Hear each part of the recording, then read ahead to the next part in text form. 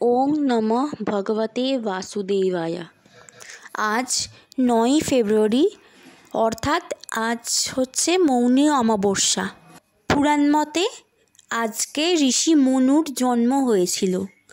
সেই সূত্রে এই অমাবস্যার নাম হয় মৌনী অমাবস্যা। মতান্তরে এ কথাও প্রচারিত যে এই মৌনী অমাবস্যার শব্দটি এসেছে মৌন থেকে, যার অর্থ হলো নীরবে থাকা অথবা চুপ করে থাকা। একবার হলেও শ্রবণ করুন এই ব্রতকথা। শুরু করছি মৌনী অমাবস্যার ব্রতকথা।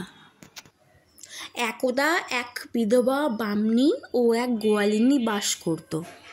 ওই বিধবা মামনির বাড়িতে একটি মেয়ে ছাড়া কেউ ছিল না, আর গোয়ালিনীর বাড়িতে সকলে ছিল। তার স্বামী, ছেলে, মেয়ে নিয়ে ভরা সংসার ছিল। তারা দুজনে খুব বন্ধু ছিল।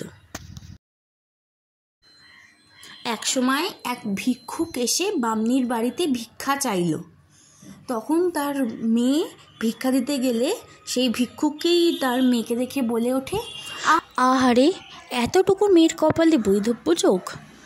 সে কথা শুনে বামনি কান্নায় ভেঙে পড়ে এবং ভিক্ষুকের পা ধরে জিজ্ঞাসা করে যে আপনি এরকম কথা কেন বলছেন। তখন ভিক্ষুক বলে যে আমি স্পষ্ট দেখতে পাচ্ছি যে এই মেয়ের বিয়ের বাসরাতেই বিধবা হওয়ার প্রবল যোগ রয়েছে। বামনি বলে, এই বিপদ কাটানোর কি কোনো উপায় নেই? তখন ওই ভিক্ষুকটি বলে যে যদি কেউ মৌনী অমাবস্যা পালনের পুণ্য ফল তার জামাইকে দান করে, তবেই তার জামাই পুনরায় প্রাণ ফিরে পেতে পারে। ভিক্ষুক আরও বলল যে যে এই পুণ্যফল দান করবে তার কপালে চরম দুর্যোগ হবে এবং তার পরিবারের সবাই মারা যাবে। তখন বামনি আবার বলে উঠল যে তারও কি বিপদ কাটানোর কোনো উপায় নেই? তখন ওই ভিক্ষুকটি বললেন যে দূরে জঙ্গলের মধ্যে এক কুটিরে এক বৃদ্ধ কুষ্ঠরোগী এক ব্রাহ্মণ বাস করে।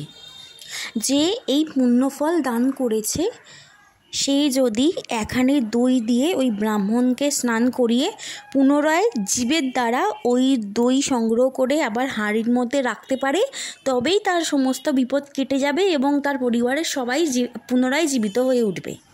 এরপর বেশ কিছু সময় কেটে গেল। তারপর ওই বিধবা বামনী মেয়ের ভালো ঘরে বিয়ে হলো এবং বাসর রাতেই তার স্বামী হঠাৎ মারা গেল। তখন ওই বিধবা বামনী কাঁদতে কাঁদতে এসে তার গোয়ালিনী বন্ধুকে বললেন যে সই, তুমি একমাত্র পারো আমার মেয়ের স্মৃতি সিঁদুর বাঁচাতে। তা তুমি কি তোমার মৌনী অমাবস্যার যে পুণ্যফল সেটি কি আমার মেয়েকে জামাইকে দিতে তুমি প্রস্তুত? সে কথা শুনে ওই গোয়ালিনী বললেন যে সই, আমি যদি তোমার বিপদে কাজে না আসি তো আমরা কিসের সই?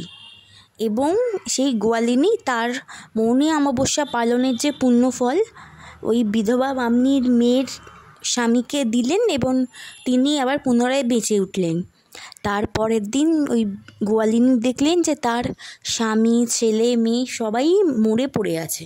তখন কাঁদতে কাঁদতে সেই গোয়ালিনী আবার বিধবা বামনীর কাছে গেল এবং বলল যে সই, এর থেকে মুক্তি পাওয়ার কি কোনো উপায় নেই? তখন ওই বিধবা বামনী ভিক্ষুক যে কথাগুলি বলেছিলেন সেই কথাগুলি গোয়ালিনীকে বললেন এবং তারা দুজনে মিলে জঙ্গলের মধ্যে কুষ্ঠরোগী ব্রাহ্মণের সন্ধানে তারা গেলেন। ছোট্ট কুটিরের মধ্যে সেই কুষ্ঠরোগী ব্রাহ্মণকে দেখতে পেয়ে ওই গোয়ালিনী বামনির কথা মতো তার গায়ে দইয়ের হাঁড়ি ঢেলে দিয়ে সেই দইগুলি আবার জিভ দিয়ে চেটে চেটে পরিষ্কার করলেন। তারপর বামনি ও গোয়ালিনী দেখলেন যে ওই ব্রাহ্মণের গা দিয়ে এক দিব্য আলো বেরোচ্ছে। তখন সেই ব্রাহ্মণ বললেন যে আমি আর কেউ নয়, আমি স্বয়ং নারায়ণ। তখন তিনি তার চতুর্ভুজ রূপে গোয়ালিনী ও বামনিকে দর্শন দিলেন এবং বললেন যে এটি তাদের ভক্তির পরীক্ষা ছিল এবং এটিতে তারা দুজনেই খুব ভালোভাবে সফল হয়েছে। নারায়ণকে প্রণাম করে ওই বিধবা বামনী ও গোয়ালিনী বাড়ি ফিরে দেখে যে গোয়ালিনীর পরিবারের সকলেই আবার পুনরায় বেঁচে উঠেছে। তখন বিধবা বামনী আর গোয়ালিনী এই মৌনী অমাবস্যার ব্রতের মাহাত্ম্যের কথা দেশে দেশে প্রচার করতে লাগলেন। এভাবেই মৌনী অমাবস্যার ব্রতকথা প্রচারিত হয়েছে দেশে দেশে। আপনাদের যদি এই ব্রতকথা ভালো লেগে থাকে তাহলে এই চ্যানেলটিকে লাইক, শেয়ার আর সাবস্ক্রাইব করে দেবেন।